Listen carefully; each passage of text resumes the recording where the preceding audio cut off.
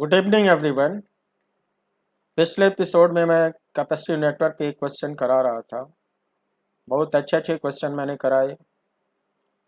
Specially उसमें switch का जो रोल है उसको कैसे हैंडल करते हैं वो मैंने बहुत बारीकी से समझाया। और सर्किट में स्विच को शिफ्ट करने के बाद या स्विच ऑन करने के बाद टोटल हीट एनर्जी प्रोड्यूस्ड या work done by all batteries कैसे फाइंड करते हैं, उसका फाइन कॉन्सेप्ट क्या है, वो मैंने आपको बहुत बारीकी से समझाया। और आई होप अगर आप एक बार में ना समझ पाओ तो इस वीडियो को, पिछले वीडियो को 2-3 बार देख लेना और वो आपको समझ में आएगा। ये सब क्वेश्चंस कंपटीशंस के लिए बहुत पॉपुलर है, इसलिए इनको छोड़ना ठीक नहीं है, इनको समझना बहुत ज़रूरी है। अभी मेरे पास कुछ और भी अच्छे क्वेश्चंस के कलेक्शंस हैं जिनको मैं अभी कराने जा रहा हूँ। और आप मेरे वीडियो को शुरू से लेकर आखिर तक सीरियसली वॉच करना और समझने की कोशिश करना, समझ में आएगा ज़रूर।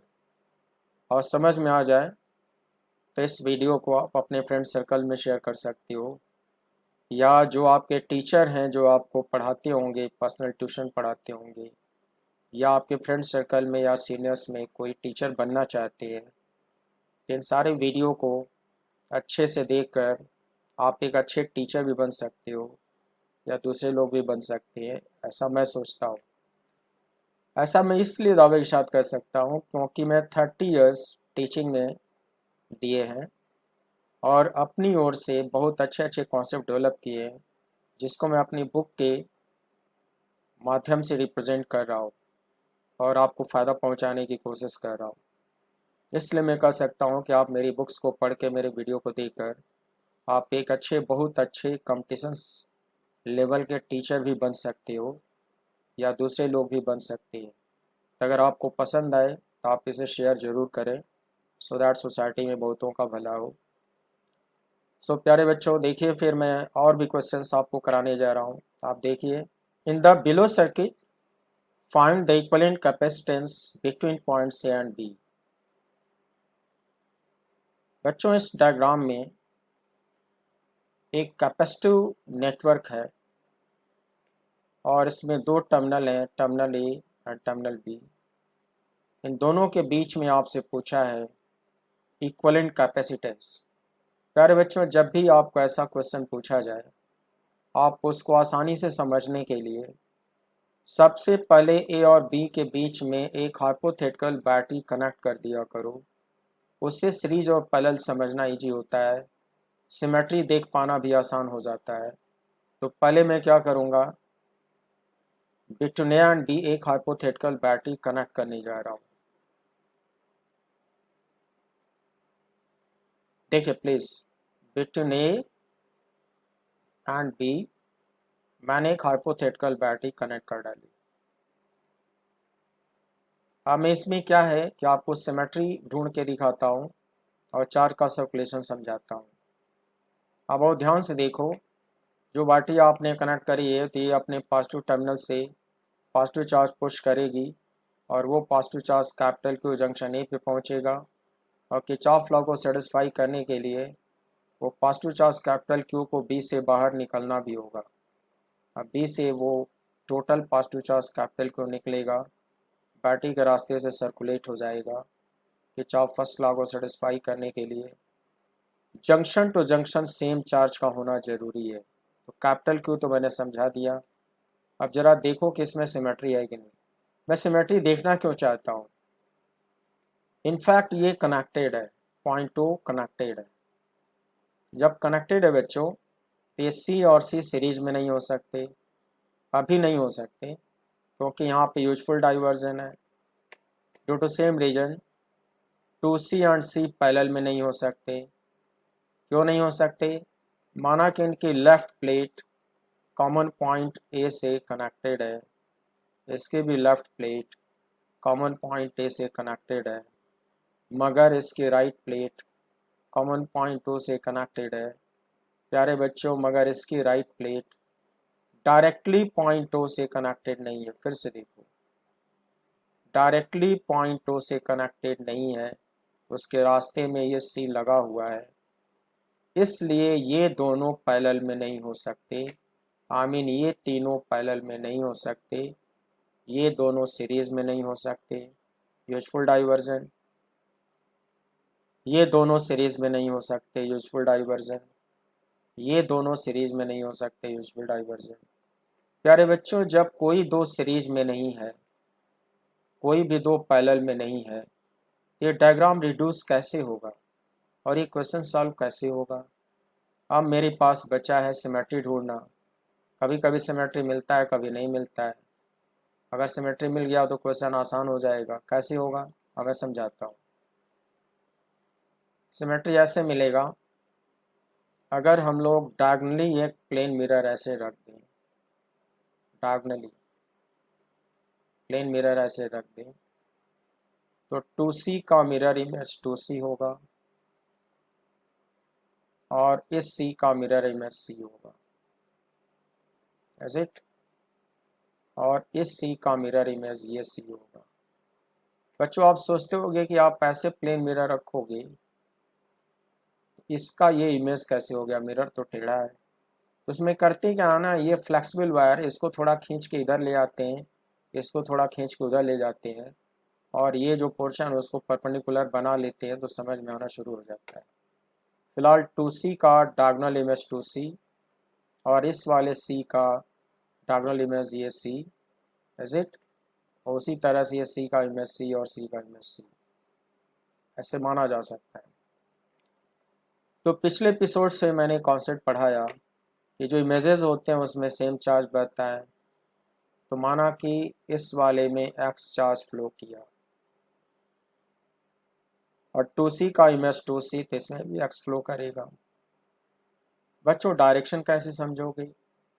यहाँ पे कैपिटल को एंटर करेगा तो चार्ज का नेचर डाइवर्जिंग होगा। यहाँ कैपिटल Q कलेक्ट होके बाहर निकलेगा तो चार्ज का नेचर कन्वर्जिंग होना चाहिए, तभी बाहर निकलेगा। उसी नाते इसको राइटवर्ड दिखाया हो डाइवर्जिंग, इसको भी राइटवर्ड दिखाऊंगा कन्वर्जिंग। और ये इमेज है तो चार्ज का मैग्नीट्यूड दोनों में सेम होगा। ड्यू टू सेम रीजन, इस C का डायगोनल इमेज C, अगर इसमें y राइटवर्ड दिखाता हूँ डाइवर्जिंग, इसमें भी y दिखाना होगा राइटवर्ड कन्वर्जिंग। व्हाट इट है, जो मिडिल रो है इसमें z मान लो, z मान लो, इज इट। तो z का इमेज C का इमेज C हो जाएगा। तो जब इसमें से z दिखाए हो, इसमें भी z दिखाओगे। ये डाइवर्जिंग नेचर है, ये कन्वर्जिंग होगा। बच्चों, यहाँ पे एक अजम्पशन लेते हैं, एक rough assumption, suppose x is greater than y, तो दोनों का डिफरेंस डाउनवर्ड जाएगा, इज इट। और C का इमेज C होगा, तो इसमें अगर x माइनस वाई है तो उसके इमेज में भी x माइनस वाई होना चाहिए, ऐसे।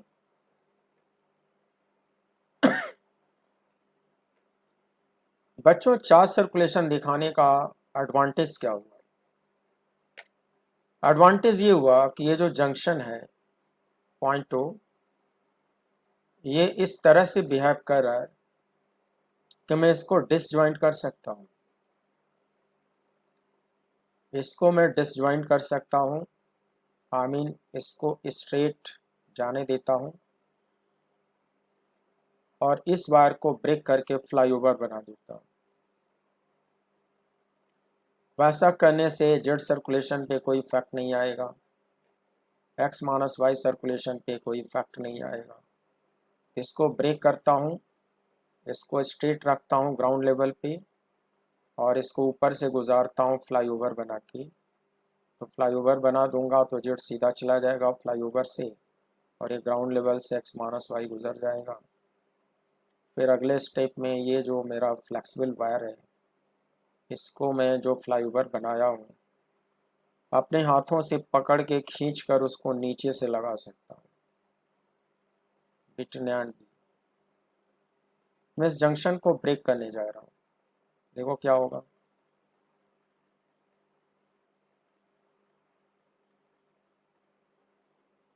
कुछ ऐसा होगा। जंक्शन को ब्रेक किया और जिसको फ्लाईओवर बनाया, वायर फ्लेक्सिबल था, उसको अपने हाथों से पकड़ा और खींचकर उसको बाहर से लगा दिया। देखो ये जेड अभी भी वैसे ही बहेगा, सी और सी के रास्ते से जेड वैसे ही बहेगा। ये दोनों ग्राउंड लेवल पे हैं, एक्स माइनस वाई दोनों से पास अभी भी हो रहा है। जैसे एक्स था वैसे एक्स है, इसमें वाई था इसमें वाई है। ये टोटल कैपिटल क्यू बाहर जाएगा। तो प्यारे बच्चों, चार्जेस जैसे बह रहे थे अभी भी चार्जेस वैसे ही बह रहे हैं। इसको ब्रेक करने से कोई फ़र्क नहीं पड़ा। तो माना जा सकता है कि ये डिसजॉइंटेड जंक्शन की तरह बिहेव कर सकता है। तो डिसजॉइंट करा दिया। बच्चों ये क्वेश्चन अब आसान हो गया। अब ये डायरेक्टली साइड बाय साइड हैं, ये सीरीज़ में हो गए। ये डायरेक्टली साइड बाय साइड हैं, ये सीरीज़ में हो गए। इन दोनों का इक्वलेंट C/2 हो गया, इन दोनों का इक्वलेंट C/2 हो गया। तो डायग्राम अब रिड्यूस कैसे होगा, एक डायग्राम और देखो। देखो ये C/2 हो गया और ये C/2 हो गया। ये कुल मिला के टोटल 5 कैपेसिटर हो गए। प्यारे बच्चों, ए बी के बीच में अगर एक सिस्टम बाउंड्री बना दूं, सोन बाय पिंक कलर, ऐसे एक बाउंड्री बना दूं और इन पांचों का इक्वलेंट डायगोनल सिमेट्री के फार्मूले से निकाल डालें और इक्वलेंट निकालने के बाद उसको ए और बी के बीच में सीधे जोड़ दूं।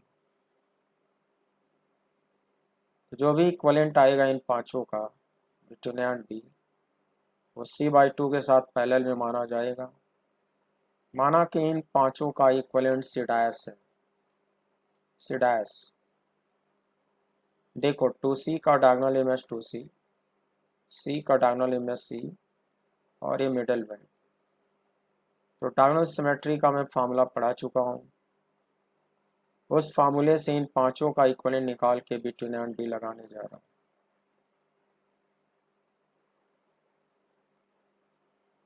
बच्चों डायगोनल सिमेट्री से C डैश निकालने जा रहा हूँ। तो उसमें फार्मूला था बच्चों C1 into C2 plus C3 plus C2 into C1 plus C3 divided by first bracket और सेकेंड ब्रैकेट का summation. Is it? First bracket और सेकेंड ब्रैकेट का समेशन कर दिया। फार्मूला रिवाइज कर लेना। अब इसको सिंप्लीफाई किया, कुछ ऐसा हुआ, बाद में कुछ ऐसा हुआ। आमीन C डैश की वैल्यू आती है 11/8C। तो मैं ए और बी के बीच में C डैश लगा दिया, नीचे से C/2 बचा हुआ था। अब मैं कह सकता हूँ कि ये दोनों पैरेलल में होंगे, तो पैरेलल कॉम्बिनेशन का फॉर्मूला लगा दिया। So total equivalent between A and B C dash plus C/2, that is 11C/8 plus C/2 equals 15C/8। Got it? प्यारे बच्चों देखो ये equivalent between A and B solve हो गया। इससे मैंने सिमेट्री का फ़ायदा उठाया। तो कंपटीशंस में ज़्यादातर क्वेश्चन ऐसे बनाए जाते हैं कि बहुत टाइम टेकिंग ना हो, ट्रिकी हो, इसलिए सुपरपोजिशन या सिमेट्री का कॉन्सेप्ट यूज होता है।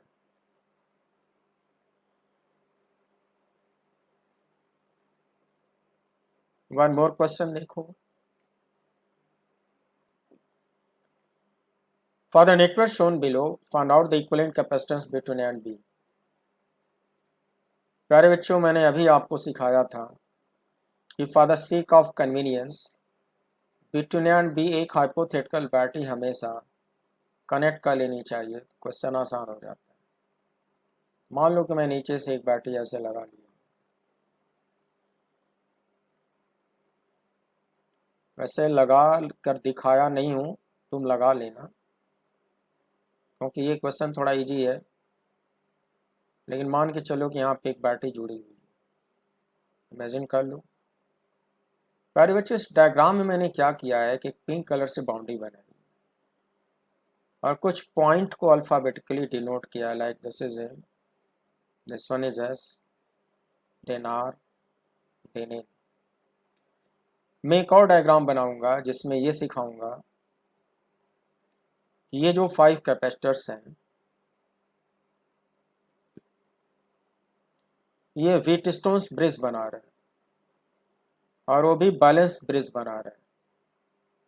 तो इनके कनेक्शन का स्टाइल बदल के दिखाता हूँ कि ये व्हीटस्टोन्स ब्रिज कैसे चार पांचों मिलके बनाएंगे। इसको टर्मिनल एम मानो, इसको टर्मिनल एन मानो, इस और आर को ऊपर नीचे कर दो। ये फ्लेक्सिबल वायर होता है, इसमें लिबर्टी होती है कि इसको खींच के ऊपर, इसको खींच के नीचे आप कर सकते हो, क्योंकि ये फ्लेक्सिबल होता है। उससे इसका शेप चेंज हो जाएगा और बात समझ में आनी शुरू हो जाएगी। देखो, एस को खींच कर ऊपर कर दिया, आर को खींच कर नीचे कर दिया, एम को अपनी जगह पे छोड़ा, एन को अपनी जगह पे छोड़ा, और ये पांचों ऐसे जुड़ गए। देखो दिखाता हूँ, बिटवीन एम एंड आर, सी, ऊपर देखो,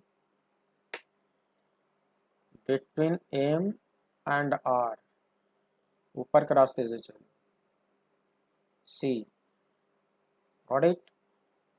between M and S, see, between M and S, see, between N and S, C, between N and S, C, between N and R, C, between N and R, C, between R and S, C, between R and S, C। बच्चों, मैं कहना चाहता हूँ कि ये जो connection है, same to same वही कनेक्शन यहाँ भी तो करके दिखाया हूँ, केवल फ्लेक्सिबिलिटी का फ़ायदा उठाया हूँ। मगर ये आसानी से समझ में आएगा कि व्हीटस्टोन्स ब्रिज बन गया, वो भी balance, because C upon C is 1, here C upon C is 1, this is condition for balance bridge। तो बैलेंस ब्रिज में थ्योरी पढ़ाया हूँ कि S का पोटेंशियल और R का पोटेंशियल सेम होगा। ये जो वर्टिकल कैपेसिटर मिडल वन है, पोटेंशियल डिफरेंस जीरो की वजह से ये चार्ज नहीं होगा। जब चार्ज नहीं होगा तो इसको यहाँ से एलिमिनेट कर दो, काट के हटा दो, फिर ये दोनों सीरीज़ में आएंगे, फिर ये दोनों भी सीरीज़ में होंगे, फिर एक टॉप रो और एक बॉटम रो पैरेलल में होगा। तो देखो, मैं आगे डायग्राम में दिखाता हूँ।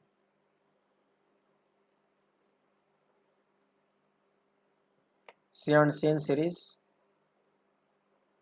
these two are also in series।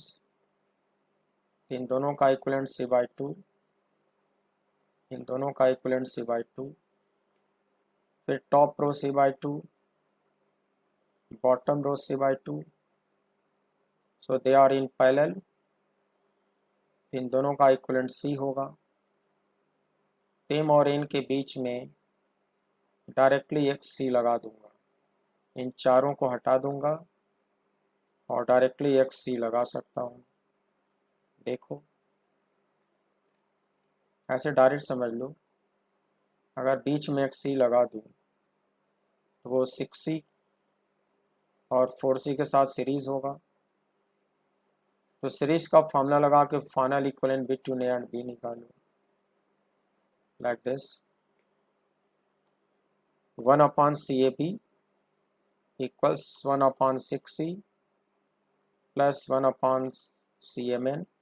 CMN मतलब इन चारों का equivalent, that should be C, that should be C। then 1/4C this one। बच्चों CMN तो C होगा ही। अब इन तीनों का LCM 12C हुआ, फिर यहाँ पे आता है 2 + 12 + 3 that is 17/12C and taking reciprocal you have 12/17C। Done. तो आपने लिखा, ये भी क्वेश्चन सॉल्व हो गया। तो ऐसे कुछ ट्रिकी टाइप के क्वेश्चन ही कॉम्पिटिशन्स में आते हैं। बहुत लेंदी क्वेश्चन कॉम्पिटिशन्स में नहीं दिए जाते क्योंकि टाइम कम होता है, और मोरालेस कुछ ऐसे सिमिलर बोर्ड में भी पूछ दिए जाते हैं।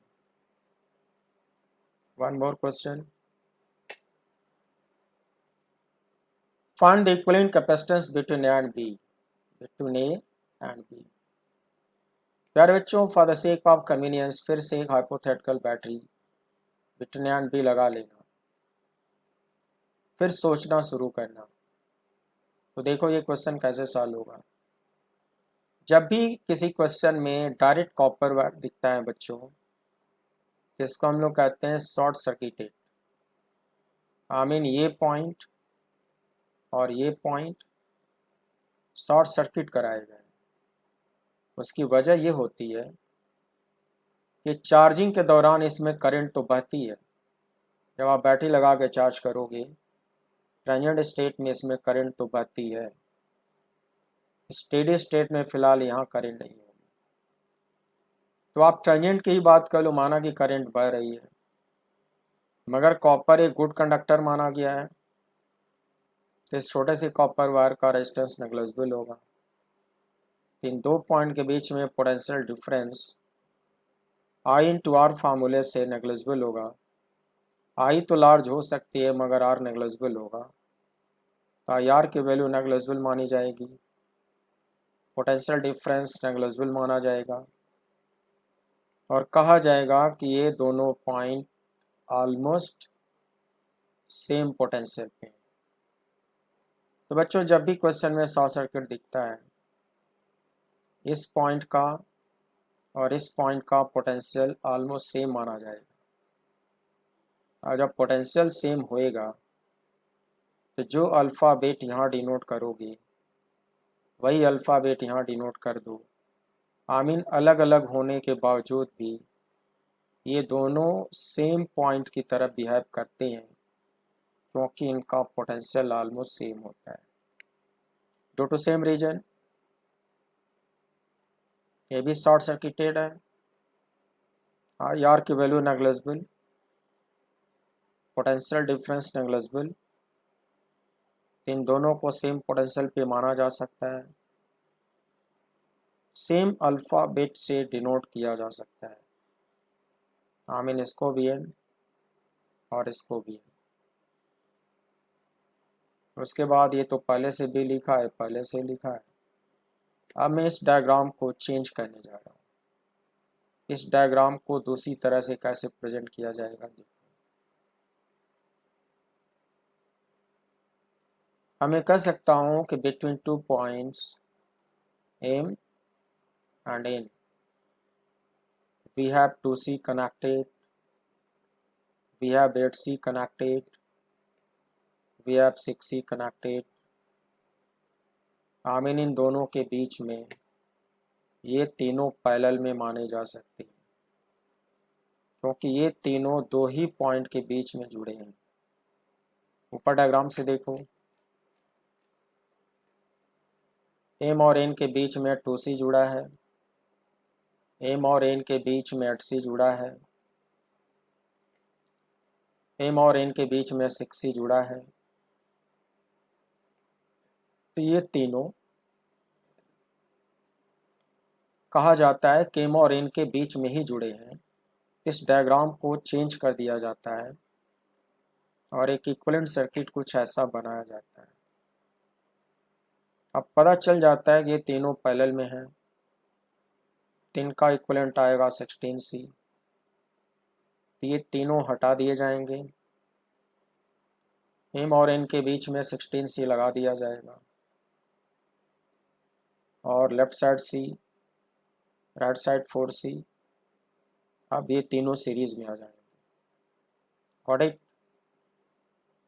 तीनों सीरीज में आ जाएंगे तो final equivalent between A and B series के फार्मूले से आएगा। Look, 1/CAB, that is 1/C, 1/16C, 1/4C. LCM is this, numerator is this, 21/16C.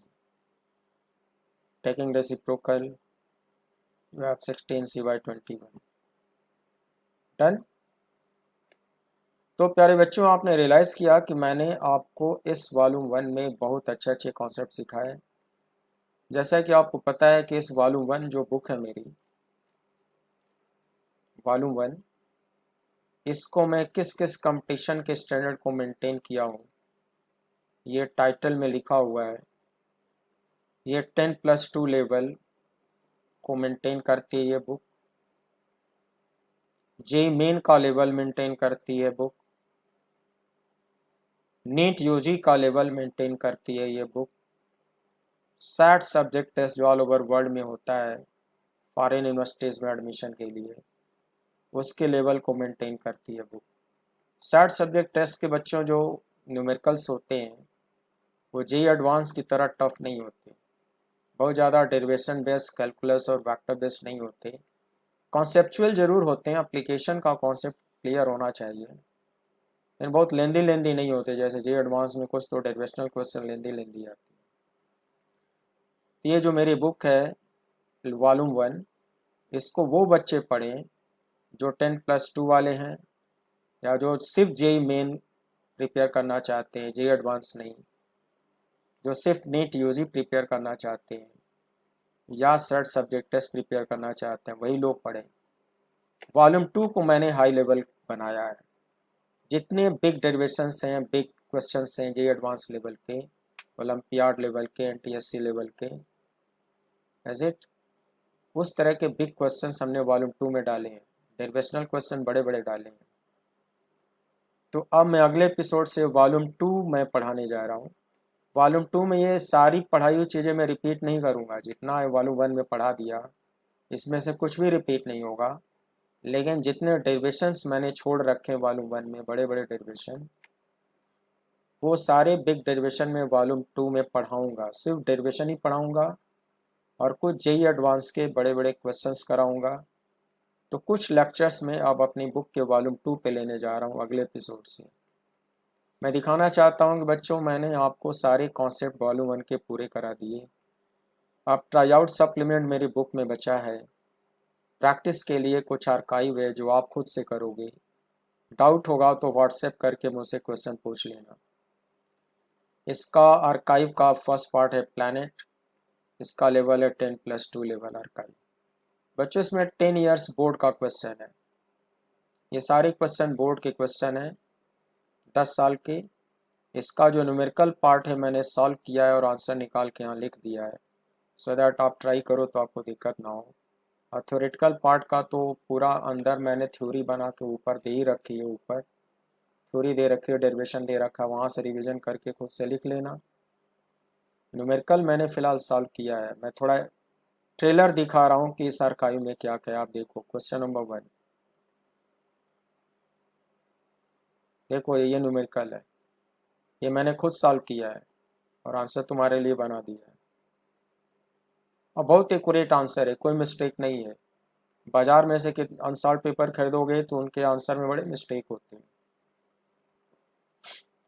प्यारे बच्चों, ये जो क्वेश्चन है सीबीएसई 2007 में पूछा गया।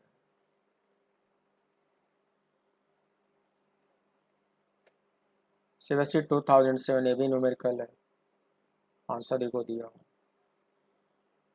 2007।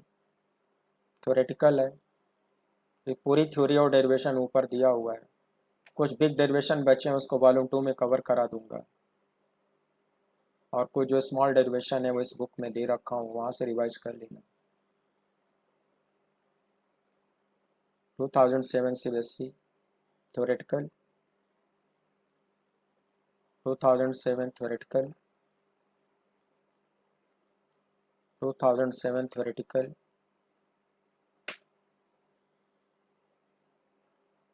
2007 थ्योरेटिकल। देखो इस चैप्टर से कितने क्वेश्चन पूछे गए, खुद ही देख लो कितना इंपॉर्टेंट चैप्टर है। इसको जब मैं अपने ऑफलाइन कोचिंग में पढ़ाता था, इस चैप्टर को कंप्लीट कराने में 3.5 महीने लगते थे। बहुत बड़ा चैप्टर है। मुझको अपने दोनों वॉल्यूम किताबों का पूरी करने में भी 3.5 महीने ही लगेगा। 2007 न्यूमेरिकल, एक आंसर लिख दिया, बिल्कुल एक्यूरेट आंसर है कि कोई डाउट नहीं करना है, एकदम सही आंसर है। और तुम्हारा मैच ना हो तो तुम व्हाट्सएप करना, मैं सॉल्व करके तुम्हें भेज दूँगा। 2007 न्यूमेरिकल, देखो ये आंसर लिखा हूँ, ये डायग्राम है।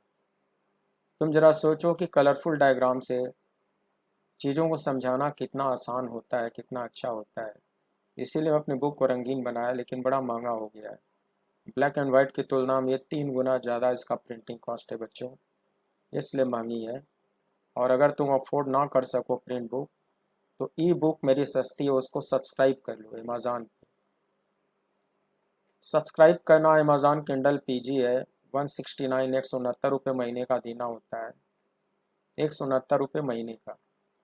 और कोई भी 10 किताब एक साथ डाउनलोड करके पढ़ सकती हो। सेम टू सेम बुक मेरा अमेज़ॉन पे मिलेगा, सब लाइन बाय लाइन ही मिलेगा। अब खरीदोगे तो अब तो ये तो बुक तो आपको मैंने 30% डिस्काउंट अपनी रॉयल्टी जीरो कर दी है, तभी लगभग 950 रुपये में पड़ेगी, क्योंकि ये 319 पेज की किताब है। तो अगर बजट हो खरीदने का तो प्रिंट बुक खरीद लेना, लिंक मैंने शेयर किया है। अब बजट नहीं हो तो ई बुक सब्सक्राइब कर लेना। वैसे ई बुक ऑर्डर करोगे तो ये बुक 300 रुपये में पड़ेगी।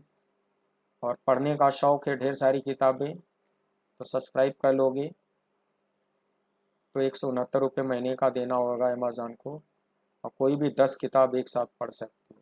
वो 10 किताब सिर्फ मेरी फिजिक्स ही नहीं, अमेज़ॉन किंडल पे लाखों किताबें हैं, जिस तरह का चॉइस उस तरह किताबें पढ़ सकती हो। कॉमिक्स पढ़ने का इंटरेस्ट है तो कॉमिक्स भी वहाँ मिलता है, Chacha Chaudhary, Harry Potter etcetera so on. बच्चों 2007 theoretical, theoretical, theoretical, theoretical, numerical, देखो आंसर लिख दिया। ये मैंने अभी पिछले 10 दिन में सब सॉल्व करके ये सब आंसर निकाले हैं। एक एक क्वेश्चन सॉल्व करें, कोई गलती नहीं मिलेगी, एक्यूरेट मिलेगा। थ्योरेटिकल 2007, न्यूमेरिकल टाइप का answer 2007 theoretical, numerical answer, numerical, numerical, numerical, theoretical, theoretical, conceptual numerical type का है, पढ़ोगे समझ में आ जाएगा, ये आंसर है। Theoretical, theoretical, theoretical, theoretical. एक एक क्वेश्चन का जवाब मेरी किताब पढ़ के दे सकते हो, मैंने अपनी बुक को बहुत एलेबोरेट करके कॉम्प्रहेंसिव टाइप का लिखा है। लाइन बाय लाइन पढ़ोगे सारे क्वेश्चन का जवाब मिल जाएगा। न्यूमेरिकल 2008। प्यारे बच्चों, मैं अपनी बुक में आईएससी बोर्ड के भी क्वेश्चन दे रखा हूँ, ताकि दोनों बोर्ड के बच्चे इससे फ़ायदा उठा सकें। ISC 2008 theoretical, ISC 2008 numerical, ISC 2008 theoretical, numerical, theoretical 2009, 2009 numerical, sorry theoretical, theoretical 2009 numerical, देखो आंसर बना दिया, इसमें डायग्राम भी है। 2010 ऑब्जेक्टिव फार्मूला बेस्ड क्वेश्चन है। इस फार्मूले का डिस्क्रिप्शन मेरी बुक में ऊपर मिलेगा। इसका आंसर है option B.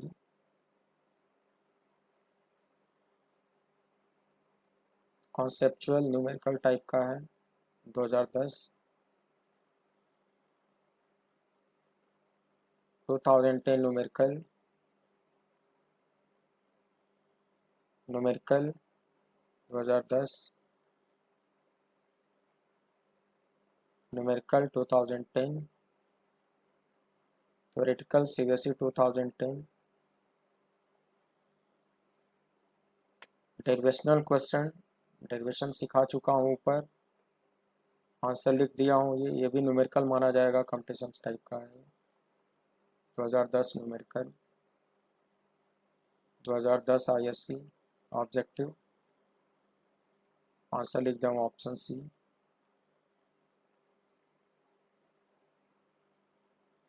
CBSE 2010 numerical answer है। ISC 2011 numerical 2011 theoretical 11 numerical 11 theoretical CBSE 11 numerical CBSE 11 theoretical CBSE 11 numerical CBSE 11 theoretical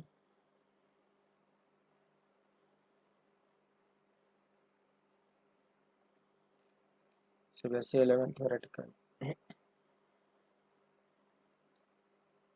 now CBSE 12 numerical, देखो ऑप्शन बी है, सॉरी आईएससी 12। कुछ ऑब्जेक्टिव क्वेश्चन आईएससी में पूछे जाते हैं, न्यूमेरिकल है। ISC 12 numerical ISC 12 numerical theoretical numerical numerical 12 numerical 12 12 theoretical 13 numerical 13 theoretical 13 theoretical ISC 13 objective, देखो answer दिया हूँ। ISC 13 numerical ISC 13 numerical CBSE 14 numerical CBSE 14 numerical CBSE 14 theoretical numerical ISC 14 objective, option B. 14 numerical 14 theoretical 14 numerical ISC 15 objective, option B. देखो ये diagram कितना अच्छा लग रहा है, ब्लैक एंड वाइट होता तो कितना गंदा लगता। सोच बदलो बच्चों, सोच बदलो, एंजॉय करो।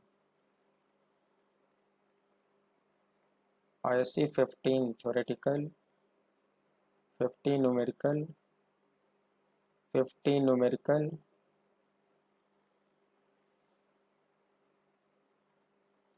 एक एक डायग्राम मैंने खुद से बनाया ओरिजिनल सॉफ्टवेयर से, तब इतनी सफाई है। एक एक लाइन खुद से टाइप किया है, ओरिजिनल स्क्रिप्ट। कोई लोग मेरे स्क्रिप्ट को चुरा नहीं सकते क्योंकि सारा काम मैंने खुद किया है। सीबीएसई 15 न्यूमेरिकल टाइप का, देखो आंसर लिख दिया। 15 थ्योरेटिकल 16 न्यूमेरिकल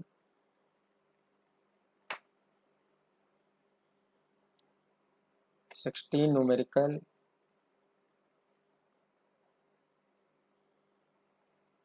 16 न्यूमेरिकल, देखो आंसर एक लाइन से लिखा हुआ है। ये भी आंसर है। बच्चों ये RTJ एडवांस का क्वेश्चन है जिसको इन लोगों ने उठा लिया है। ये बोर्ड लेवल की थ्योरी पढ़ के NCERT किताब से या स्कूल के टीचर से पढ़ के तुम इसको नहीं कर पाओगे, बिल्कुल नहीं कर पाओगे। ये कॉन्सेप्चुअल क्वेश्चन है, जितना मैंने पढ़ाया अगर उसको ठीक से समझ लोगे तो तुम इसको कर पाओगे। ये RTJ एडवांस का क्वेश्चन है, इसमें लोगों ने उठा लिया है। किसने उठाया है? CBSE 2016 में इन लोगों ने उठाया है। बिल्कुल बोर्ड लेवल का क्वेश्चन नहीं है, ये RTJ एडवांस का है, बहुत पुराना क्वेश्चन है। 16 थ्योरेटिकल, 17 CBSE न्यूमेरिकल। देखो आंसर है, ये डायग्राम है। 17 थ्योरेटिकल, 17 थ्योरेटिकल। प्यारे बच्चों 2017 तक, 2007 से 2017 तक के इसमें हमने अनसॉल्व पेपर 2 बोर्ड के डाले पड़े हैं और सारे न्यूमेरिकल सॉल्व करे हैं। तो जो बच्चे 12th पेपरिंग है इसकी प्रैक्टिस करके फ़ायदा उठा सकते हैं, उनको अलग से अनसॉल्व पेपर मार्केट से नहीं खरीदना पड़ेगा। यही मैं बताने के लिए इतना पेज पलटा हूँ, मेरी किताब में क्या क्या है और क्या फ़ायदा उठा सकते हो। बकवास नहीं है, टू द पॉइंट है। उसके बाद एक आर्काइव है गैलेक्सी नाम का, JEE main, NEET UG, set subject test, इन 3 कंपटीशन के क्वेश्चन इसमें डाले गए हैं। 30-35 सालों के क्वेश्चन इसमें डाले गए हैं बच्चों। ये तो ऑब्जेक्टिव टेस्ट होते हैं, पता ही है तुम्हें, ये सारे क्वेश्चन ऑब्जेक्टिव हैं। और पुराने क्वेश्चंस में ईयर नहीं लिखा, नए क्वेश्चन में कुछ जगह ईयर लिखा हुआ है। केवल मैं आपको एक ट्रेलर दिखा दे रहा हूँ। ये सब तीनों कंपटीशन के क्वेश्चन ऑब्जेक्टिव इसमें है। इसको प्रैक्टिस कर लोगे तो ये तीनों कंपटीशन में से कोई भी निकाल सकते। सफिशियंट मैंने आर्काइव बना रखा है सो दैट आपको क्वेश्चन के लिए अलग से बुक ना खरीदनी पड़े, इसका मैंने पूरा ख्याल रखा है। बिल्कुल neat and clean, accurate, without any error. ये सब मैंने खुद से टाइप किया है, किराए पे टाइपिस्ट लगा के कराओ तो बड़ी गलतियाँ होती हैं। यही मेरी बुक की खासियत है कि मैंने सारा काम खुद किया है। और जहाँ कहीं एक आध एरर दिख जाता है उसको मैं तुरंत एडिट करके रीपब्लिश कर देता हूँ, अपनी बुक को रीपब्लिश कर देता हूँ, उस एरर को हटा देता हूँ। देखो मैं सिर्फ ट्रेलर दिखा रहा हूँ, ये 3 कॉम्पिटिशन्स के 35 साल के अनसॉल्व क्वेश्चंस हैं।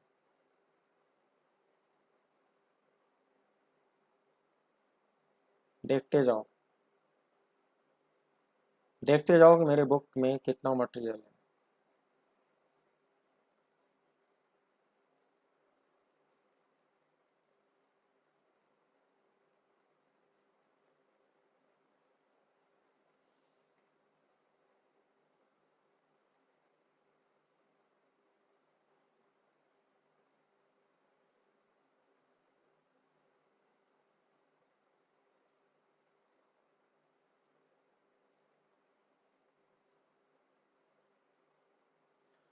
और बच्चों ये जो कॉम्पिटिशन्स वाले क्वेश्चन, एक एक क्वेश्चन को मैंने सॉल्व किया है और आंसर निकाला है, बहुत एक्यूरेसी मेंटेन किया हूँ।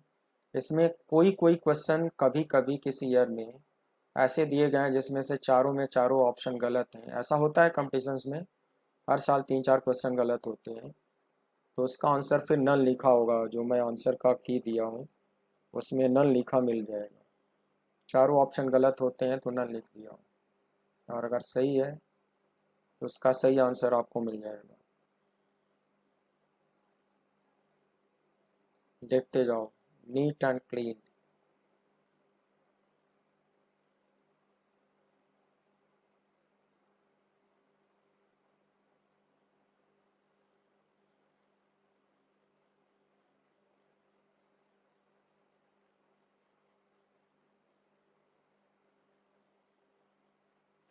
3 कॉम्पिटिशन्स का आर्काइव है ये।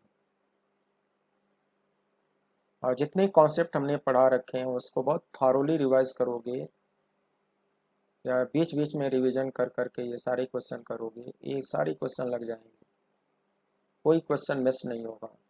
मैंने इस बुक को बनाने में कॉन्सेप्चुअल केयर बहुत किया है सो दैट आपको 100% फ़ायदा मिले।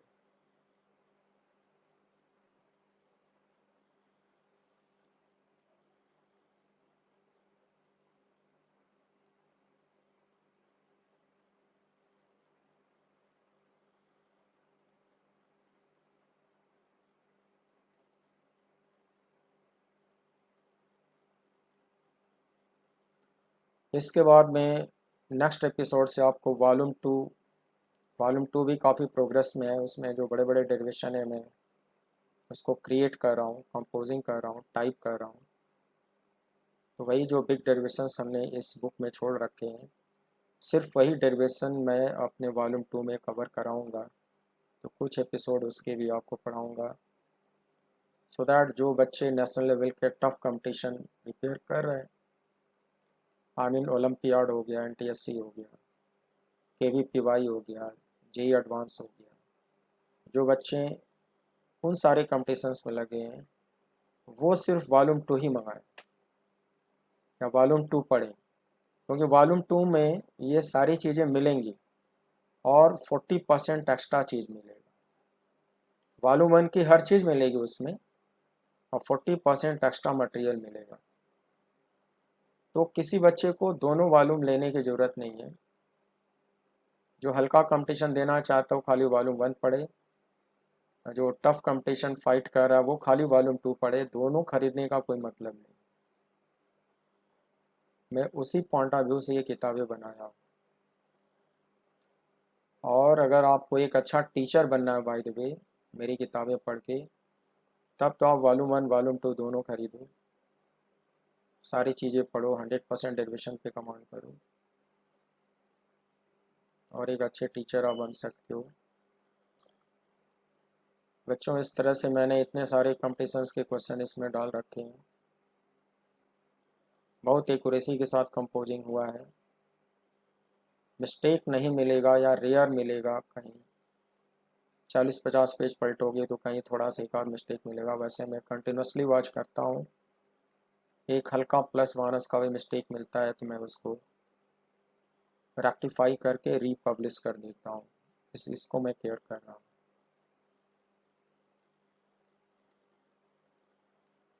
अब यहाँ से मैं ईयर लिखना शुरू कर दिया हूँ, क्योंकि बहुत सारा ईयर लिखने में बहुत सारे पेज चले जाते हैं। 2009 ऑनवर्ड यहाँ पे ईयर लिखा हुआ है। ऑल इंडिया PMT 2009 का क्वेश्चन है बच्चों। PMT के बच्चे सोचते हैं कि हम मैथमेटिकल फिजिक्स क्यों पढ़ें। प्यारे बच्चों, ये जो पोटेंशियल XYZ का फंक्शन है, इलेक्ट्रिक फील्ड वेक्टर पूछा है, आपको याद होगा कि इसको सॉल्व करने के लिए डेल ऑपरेटर यूज करोगे। E vector equals minus del V, minus del V फार्मूले से ये सॉल्व होगा, तब जाके आंसर मैच होगा। इसलिए मैं चाहता हूँ कि PMT के बच्चे सोच बदलें और जितना मैं मैथ उनको पढ़ने को कह रहा हूँ वो मेरी फिजिकल मैथमेटिक्स जरूर पढ़ें। यह डेल ऑपरेटर के क्वेश्चन पहली बार 2009 में पूछा, फिर इसी PMT में 2015 में डेल ऑपरेटर का क्वेश्चन फिर रिपीट किया। मैं अभी दिखा दूँगा, जी मेन 2010 का है। देखो ये वेक्टर यूज किया है, इसलिए मैं कैलकुलस वेक्टर कोऑर्डिनेट सब यूज कर करके कॉन्सेप्ट बनाता हूँ। ये डेरिवेशनल क्वेश्चन है जैसे JEE एडवांस में होता है। मैं ऊपर गॉस लॉ से इलेक्ट्रिक फील्ड का डेरिवेशन किया हूँ, जिसमें volume charge density radial coordinate का वेरिएबल फंक्शन था। डेरिवेशन दिया हूँ, उस कॉन्सेप्ट यूज करके इसको लगा हुआ डेरिवेशनल क्वेश्चन है, मगर JEE मेन 2010 का है। ये रटे हुए फार्मूले से नहीं होगा, डिराइव करना होगा। 2010 इसका मैं सॉल्यूशन दे चुका हूँ। मैं पॉइसन्स इक्वेशन पढ़ाया हूँ ऊपर। पॉइसन्स इक्वेशन में del two five plus minus rho upon epsilon not concept use करके मैं इस क्वेश्चन को ऊपर सॉल्व कर चुका हूँ, देख लेना। अब पॉइसन्स इक्वेशन का ये जो थ्योरी है, वॉल्यूम चार्ज डेंसिटी इसमें पूछा था, ये रोडो का क्वेश्चन है, पहली बार JEE मेन में पूछा गया है बच्चों। इसलिए आपको सारी चीज़ें पढ़ाया हूँ, क्योंकि ये सारी चीज़ें पूछी जा चुकी हैं। ये रोडो में इलेक्ट्रोस्टैटिक्स का प्रोबेबली या तो क्वेश्चन नंबर 1 है या तो क्वेश्चन नंबर 2 है, जो कि JEE एडवांस में पहले पूछा गया था और JEE मेन 2011 में इसको रिपीट किया है। इसको PMT वालों ने भी पूछा है, अभी दिख जाएगा। और ये रोडो का क्वेश्चन है।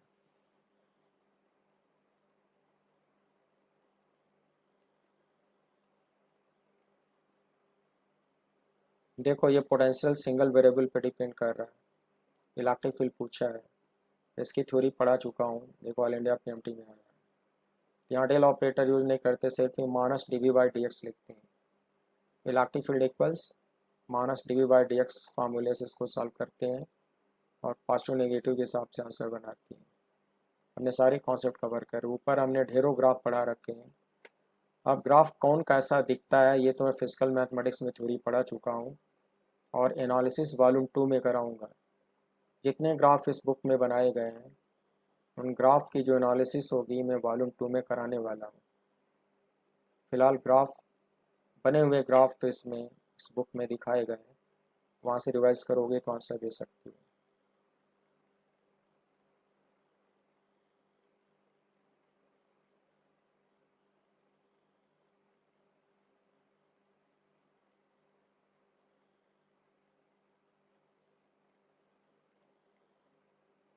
इसका फार्मूला मैंने इस बुक में दे रखा है और इसमें यहाँ पे जो पोटेंशियल और इलेक्ट्रिक फील्ड का डेरिवेशन है वो छोड़ा हूँ वॉल्यूम 2 के लिए। वॉल्यूम 2 में डेरिवेशन मिलेगा, फार्मूले की समरी दे रखा हूँ, वहाँ से इसका आंसर मिला लेना फार्मूला यूज करके।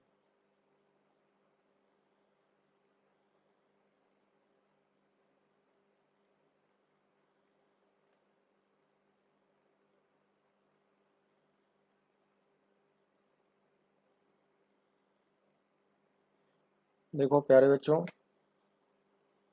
पीएमटी के बच्चे सोचते हैं कि हम लोग डेल ऑपरेटर पार्सन्स इक्वेशन क्यों पढ़े, तो मैं फिर से दिखाना चाहता हूँ कि ऑल इंडिया पीएमटी 2014 में ये डेल ऑपरेटर पे फिर से क्वेश्चन फिजिक्स में पूछा गया है। पोटेंशियल एक्स वाई जेड का फंक्शन है, electric force experience by A charge of 2 coulomb situated at point 1 पूछा है। तो बच्चों इस क्वेश्चन को सॉल्व करने में डेल ऑपरेटर यूज होगा।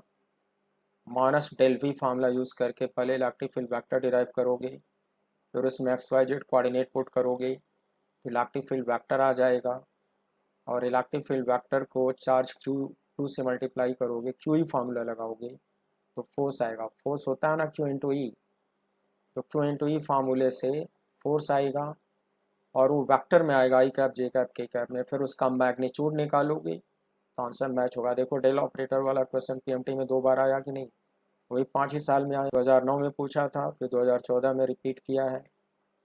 तो पीएमटी के बच्चों को भी वो डेल ऑपरेटर की थ्योरी, इंटीग्रल की थ्योरी, स्टोक्स थ्योरम और पार्सन्स इक्वेशन, लाप्लास इक्वेशन जो मैंने इस बुक में दे रखा है पढ़ना ही पड़ेगा। अगर आप जनरल कैटेगरी के स्टूडेंट हो तो अच्छे स्कोर लाने के लिए आपको पढ़ना ही पड़ेगा। यही मैं दिखा रहा हूँ, मैं केवल टाइम पास नहीं कर रहा हूँ, आपको रियलाइज़ करवा रहा हूँ।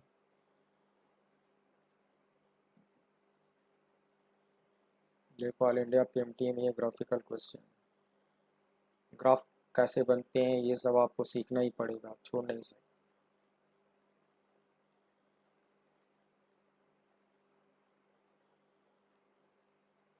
लाइंस ऑफ फोर्स की पूरी थ्योरी और उसका कॉन्सेप्ट मैं बताया हूँ। कुछ और बड़े बड़े क्वेश्चन वॉल्यूम 2 में कराऊंगा। देखो ये क्वेश्चन पूछा गया है, इस क्वेश्चन का भी डेरिवेशन में ऊपर एग्जांपल्स में दे चुका हूँ। ये सबसे पहले जेई एडवांस में पूछा हुआ था 25-30 साल पहले। फिर ये ऑल इंडिया पीएमटी में ये कई बार ये क्वेश्चन रिपीट हुआ है, कई बार रिपीट हुआ ऑल इंडिया पीएमटी में।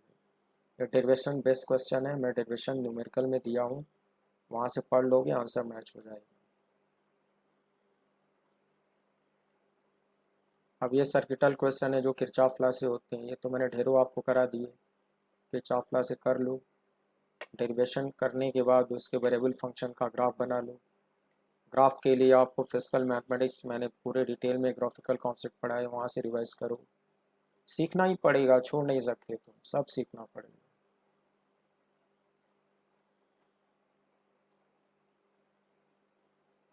ये भी क्वेश्चन एरोडो का है, जेई मेन वालों ने उठाया, ये एरोडो का क्वेश्चन है। तो गॉस लॉ से जो इलेक्ट्रिक फील्ड का डेरिवेशन कराया हूँ वेरिएबल रो वाला, वही थ्योरी लगाओगे तो भी डिराइव हो जाएगा।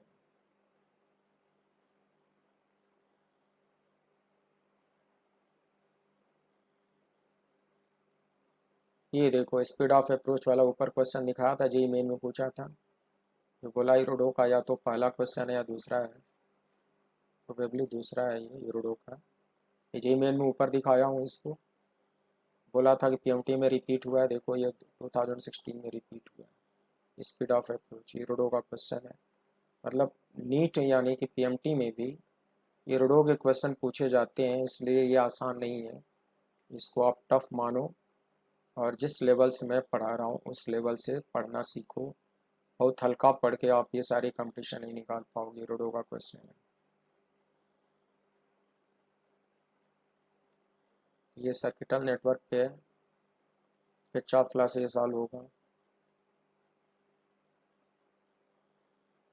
ये स्विच वाली जो थ्योरी आज ही कराया हूँ, तो स्विच वाले क्वेश्चन का है ये। सिमिलर ऐसा ही क्वेश्चन आज मैंने एक्सप्लेन किया है। और मज़े की बात यह है कि ऐसा क्वेश्चन यूरोडो में मिलेगा और same to same question JEE advance में कुछ साल पहले पूछा है। मतलब 6-7 साल हो गया, जेईई एडवांस में सेम टू सेम क्वेश्चन ये यूरोडो वाला पूछा है और इसको नीट 2016 में रिपीट करा गया है। और ऐसा ही एक क्वेश्चन आज मैंने कराया है, तो उसको ठीक से पढ़ लोगे तो ये क्वेश्चन सॉल्व हो जाएगा। देख लो इन सारे कंपटीशंस का स्टैंडर्ड कितना हाई है, सिर्फ एनसीईआरटी पढ़ के नहीं लगा पाओगे। इस क्वेश्चन की पूरी हिस्ट्री बता चुका हूँ, ऐसा क्वेश्चन मैंने न्यूमेरिकल्स में करा भी दिया है। इसके 2010 से पहले इस क्वेश्चन के चारों ऑप्शन गलत हुआ करते थे, क्योंकि पहले इस क्वेश्चन को जिस लोगों ने बनाया था वो इन तीनों को पैरेलल मानते थे और इसके इक्विवेलेंट को इसको सीरीज मानते थे और गलत ऑप्शन निकालते थे। लेकिन सही ऑप्शन क्या होगा, इसको स्प्लिट करना पड़ता है 3 टुकड़ों में और फिर ये होता है सीरीज़, फिर ये होगा सीरीज़, फिर ये होगा सीरीज़, फिर 3 ऊपर नीचे रख के पैरेलल। ये क्वेश्चन मैं करा चुका हूँ, ऊपर देख लेना।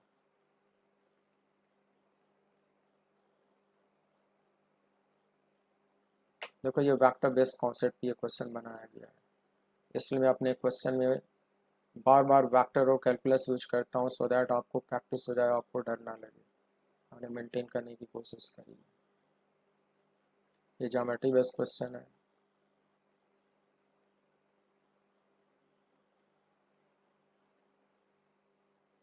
किरचॉफ लॉ से होगा।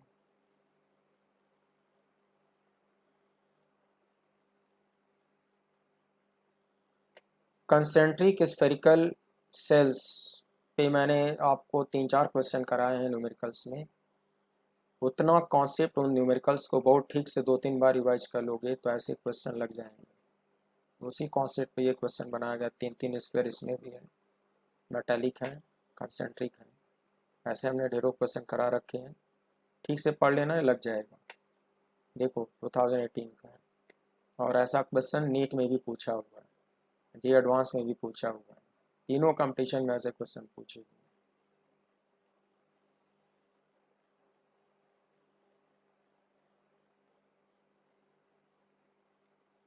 सो प्यारे बच्चों 2018 तक का मैंने आर्काइव इस बुक में दे रखा है और उसके बाद का अगर आपको प्रैक्टिस करना होगा 2019 ऑनवर्ड तो आप इंटरनेट से डाउनलोड कर लेना। 2 साल का जो भी उन्होंने पूछा है वहाँ क्वेश्चन पेपर मिल जाएगा, वहाँ से प्रैक्टिस कर लेना।